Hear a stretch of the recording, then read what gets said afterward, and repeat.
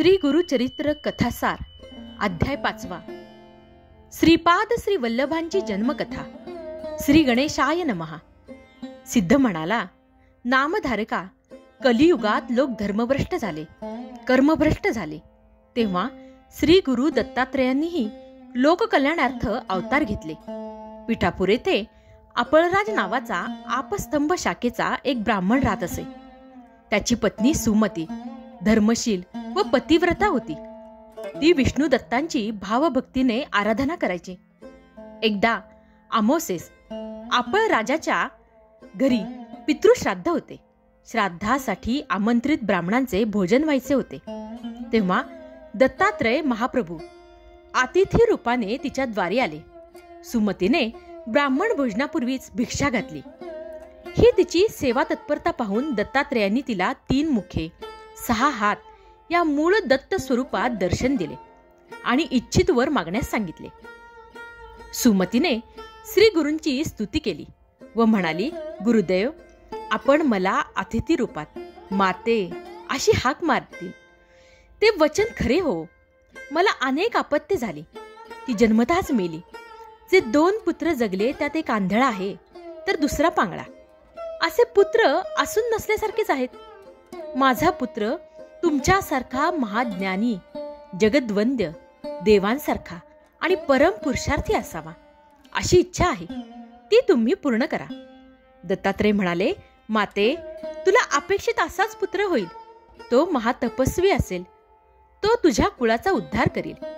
त्याची मोठी कीर्ती होईल. मात्र तुम्हाला त्याच्या कलाने घ्यावे लागेल. त्याचा शब्द मोडताल तर तो तुमच्या बरोबर राहणार नाही.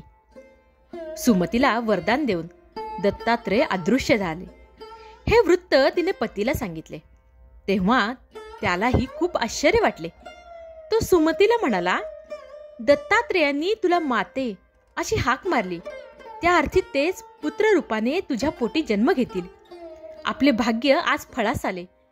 त्यावेळी दोघांचाही आनंद गगनात मावत नव्हता. सुमतीच्या मनात थोडी रुखरुख होती.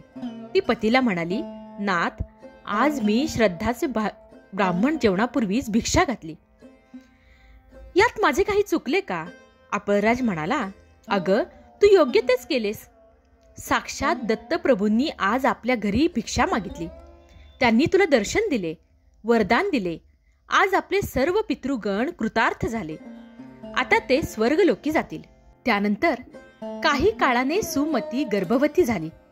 तिने एका तेजस्वी पुत्राला जन्म दिला. ब्राह्मणांनी त्याचे जातक वर्तवले. हा पुत्र तपस्वी होईल, विश्वाला मार्गदर्शन करील, याची जगद्गुरु म्हणून कीर्ती होईल. ते ऐकून अपळराज व सुमतीला धन्य वाटले. त्यांनी पुत्राचे श्रीपाद नाव ठेवले. श्रीपाद 7 वर्षाचा झाल्यावर पित्याने त्याची मुंज केली. मौजी बंधन होताच तो 4ही वेद धडाधड म्हणू लागला. त्याने मीमांसा, न्याय, तर्क आदी दर्शनशास्त्रेही तत्काळ प्रकट केली.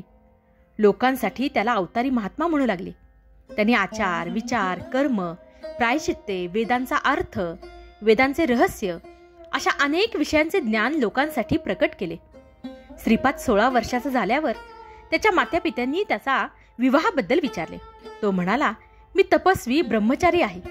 योगरूपी श्री हीच माझी पत्नी, म्हणून मी श्रीपाद श्री वल्लभ आहे.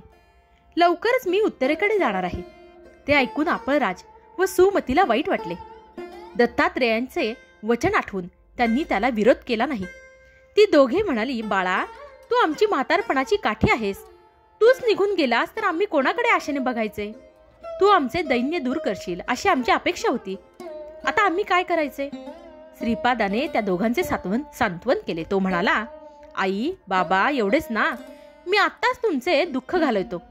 मग त्याने आपल्या दोन्ही भावांवर अमृतमय कृपादृष्टी टाकली. तर काय आश्चर्य, ते दोघेही अव्यंग्य, सुंदर, सुदृढ झाले. त्यांनी श्रीपादाचे कृतज्ञतेने पाय धरले. श्रीपाद म्हणाला, तुम्ही माता पित्यांची सेवा कराल तर इहलोकी पुत्रपौत्राधिकांचे सौख्य भोगून शेवटी मुक्त व्हाल. ते सर्व पाहून अपळराज व सुमतीला आनंद अश्रू आवरत नव्हते. श्रीपादाने त्यांनाही आश्वासन दिले, हे तुमचे दोन्ही पुत्र शतायुषी होतील. यांच्या घरी अखंड लक्ष्मी नांदेल. यांची मोठी कीर्ती होईल. यांचे वंशज वेदशास्त्र संपन्न, सदाचारी व प्रतिष्ठा प्राप्त होतील. मला साधूजनांना दीक्षा देण्यासाठी उत्तरेकडे जायचे आहे. अनुज्ञा असावी. माता पित्यांच्या डोळ्यात अश्रू तरळत होते. त्यांना वंदन करून श्रीपाद क्षणार्धात अदृश्य झाला. तो गुप्त रूपाने काशीस आला. तेथून बद्रिकाश्रमास गेला. तेथे नारायणाची भेट घेतली. त्याला मी कार्यासाठी मनुष्य रूपाने अवतार घेतला आहे असे सांगितले. मग तो तीर्थयात्रा करीत गोकर्ण क्षेत्री आला.